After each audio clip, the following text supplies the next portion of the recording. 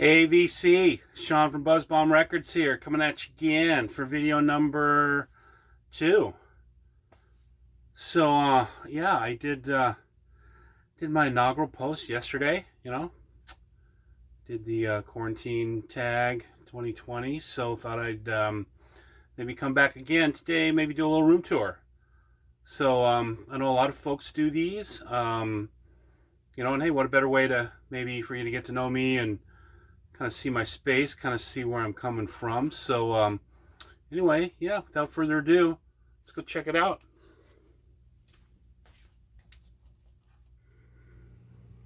Okay, here we go. So this is me standing in the doorway of my office space, again, the bunker. So this is where I do my work. This is where a lot of my stuff is. So as you'll see, a lot of stuff in here. CDs kind of starting over there on the left. Some of my Kiss stuff there. There's Kissteria.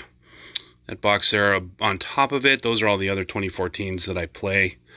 And then the stuff there below that, I'm kind of working on another case for all my sealed stuff. So that's where all that's going to be. You got your Migos. Awesome. And then we kind of spin around here. There's some of the Raymond Pettibon stuff that I had mentioned on my first video. Those Black Flag posters up there. Those are pretty cool.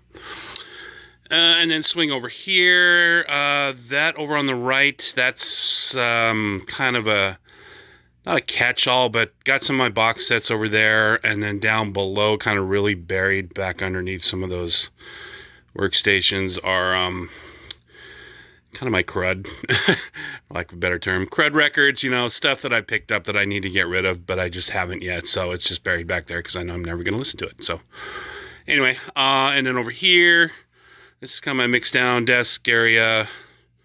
Working on some stuff as we speak. And then as we kind of spin around here, more, that's all my Kiss CDs. This closet here, this is actually where, eventually, I can show you now, you might be able to get an idea. So back in here, as I finish labeling, all of my Kiss collection is going to reside back in here in this little closet. I'll probably come up with some kind of freak show way to light it or something. I don't know. So anyway, and then back here, this area here. So I actually made this a couple of years ago. This actually used to be a sauna when I bought this house, and the door actually is behind those racks. And so I knocked out this wall here to create this door. And what used to be the sauna is now kind of staging area number 2 for the rest of my stuff. So I think as a lot of guys, I use these Calyx shells. I use the 4x4s and just kind of stack them on top of each other. Calyx shells from IKEA do a quite nice job. So again, a lot of stuff back here. We've got more CDs, more stuff down there. I need to kind of get through some of that stuff that's down there. And then some of my gear up here. So I'll probably get some questions about what some of this stuff is, and I apologize. I do not retain model numbers for everything I have on the gear. I just know that I've had most of this stuff for a long time. So like that, I know this is a Technics table. And I think most of them are going to have Audio Technica cartridges on them, that either I had replaced or it might have come with it when I got it. But, so this is, I wouldn't say this is my main table, but I play a lot of stuff off this one. This is that Sparta record I was mentioning yesterday. That's unfortunately not that great. Up here, that's, I do know, I think that's an SX780, that Pioneer receiver up there. And then this thing down here, I actually got this a while ago because the Pioneer started crapping out and I just wanted something kind of small that didn't need to drive a lot of power. So I found that little tube amp, which looks cool. Does a decent job because again, I'm only powering speakers for this tiny little room here. They're big speakers, but anyway, I didn't need something big and powerful. So so yeah, there you have it. That is kind of my main workspace, and as I back up towards the door, I will shut this down and we will go check out the main room. Hey guys, I realized after I uploaded that first shot that I did a terrible job of explaining the setup I've got going on in here, so I'm just going to do this real quick. Again, for anybody who is interested. So the amp, this is a little MP, and again, I'm sorry, I can't remember what the model name is, but it's just a little 25 watt amp that I've got here for one channel. The turntable's running through a DJ2 preamp back there, and then as I showed up here, ESX 780 Pioneer. This is the other one. I've got the main channel going on. This Technics on here works. The lamps are burnt out, so I don't really have anything plugged into it now. And then I've got this Pioneer deck up here, cassette deck, kind of a, I don't know, lower end. There's a better one actually out in the other room that I'll show you here in a second. So, again, that's main setup in here. I didn't really show you the speakers either. So, this is these are the CS G303s. Again, probably kind of a mid-range. And then these are SCS 88s, I believe. These guys down here. So basically the whole thing is a vintage Pioneer setup in here, as it is in the main room. So let's go look at that again real quick. Okay, so here I am standing at the back door of the big room.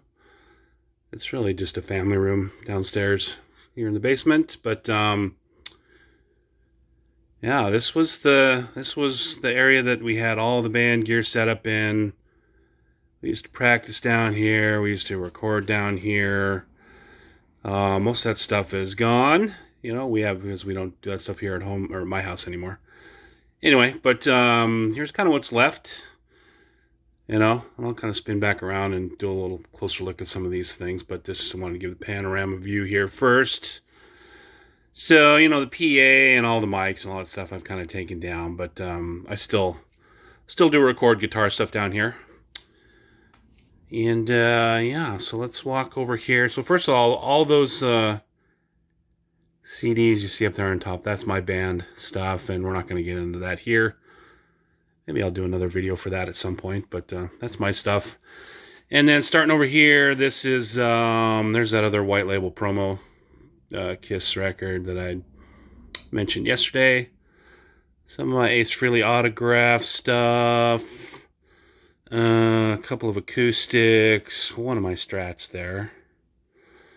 This is my project table here, which I don't even want to get into that, what a mess that is, but anyway. And there's a 4x4 right there, so that kind of ended up there because I had space to put it there. And I needed space to put more stuff, so that's why that's kind of there. Kiss Alive 3, that's Kiss Alive 3 autograph up there. This is one of my pride and joys, customized Bandmaster head there. That's another video too, if anybody ever wanted to hear about that. And then for gear, this is just basic stuff, man. There's nothing really to talk about in there. It's just some Kenwood stuff from 90s, you know, it's kind of stuff I've had for a long time. Kind of driving it back through these Kenwood speakers here. But again, nothing real special.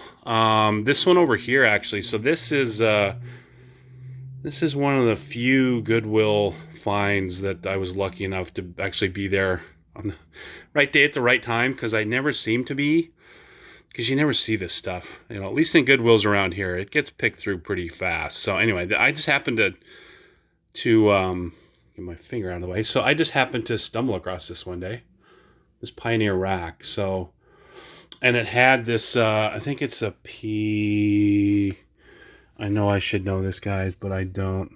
PL 1120, or can you see what the heck that says? Anyway, so it had that turntable, which I ended up putting a new cartridge on. I had to put a new belt on it, but anyway, it sounds pretty good. I don't play it a lot, but it's a cool piece to have. So I was lucky to find that. There's some 10-inch stuff down there. Oh, and I forgot to go over here. Nice Jealous again. Awesome. I should have showed that one yesterday too, but I didn't.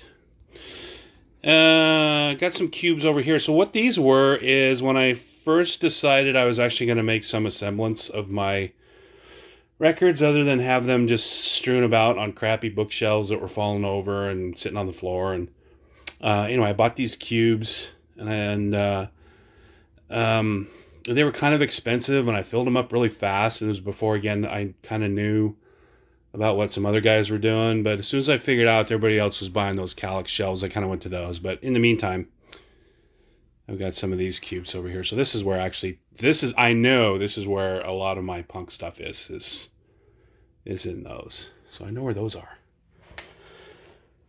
Some more Gits up here. Nice shot of the laundry room. So then here's some Calyx back here. Some more box sets up top. I kind of let's spin around here first. So this is, I wouldn't call this my main listening station, but I probably listen to more stuff out here than I do anywhere else. And so this is really the only, I shouldn't say the only thing. So the only couple new things I bought. I did buy this LP 120 just because all my other stuff is old and I didn't want to spend a ton of money. And this is actually one of the things I'm looking at now is maybe upgrading my turntable. I'm not that this thing isn't great. I like it, but I would like to have something that's maybe a little better quality sound wise than that. But anyway, I think it sounds okay. So I probably don't need a new turntable. In fact, I know I don't, but I'm looking at them anyway. And then this guy over here, I have had this Yamaha P500 since high school. And so if you only knew how many moves this thing has been through in the back of my truck, thrown on U-Hauls, I mean, it's been around the freaking States, man. And so it deserves to sit on top like that with that cool green platter that I got the heads up on from Mr. Naz Nomad. I really don't use it anymore, but it looks cool, and so I leave it out, and I kind of set it up there. Kind of like an artifact. And then I got this Yamaha Receiver. This and what is this, 602? I got this not too long ago as well. Just because, again, I mean, a lot of the Pioneers and the Kenwoods I have are old. And I just wanted something maybe a little more reliable. So I picked that up. It sounds okay. These Klipsch speakers, I mean, I don't know. I know a lot of people rave about those. So I ended up getting a deal on these, and so I picked them up. But quite frankly, I grew up with speakers like this, you guys. So those Klipsch reside on channel B. They're kind of backup. But these are my main speakers out here, believe it or not. These are old. I think I got these again for $5 a piece at Goodwill. It's a CS722-A. I know these are not fancy. I know they're probably, I bet you $1 million are probably low end, probably considered low end Pioneer stuff, but they're vintage. And again, I got them for $5 because the woofers had both basically disintegrated. The foam that goes around the cone had basically completely disintegrated. So obviously needed to be fixed. Nobody wanted to spend any time fixing them, so I picked them up again for real cheap. Went online, found the kit on how to fix them, bought it, and I did it myself. And I gotta tell you, I mean, bass response on these, pretty freaking good, pretty tight. So that's kind of let's call it my main thing. But anyway, swing over here, more gear. That's my Marshall. That's my main amp. It's been that way forever. That's another thing if I did a close-up on that, you could see how many miles that's gone on it. It's been on fire a couple times, everything, but still works. Some of my Mackie gear. More gear. Gets gear. Gear. More gear. More gear. This is actually my, that's my pride and joy at this point, I guess. That's my Budokan. Ace Frehley Budokan. That's the real deal. And then another 4x4 back there. I actually started throwing my Beatles. This is going to be my Beatles section. So I know where Beatles are. So I know where my punk stuff is. I know where Beatles are, which is back here.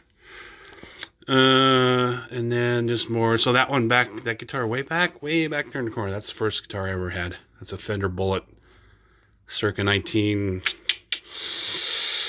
I'm gonna say 1982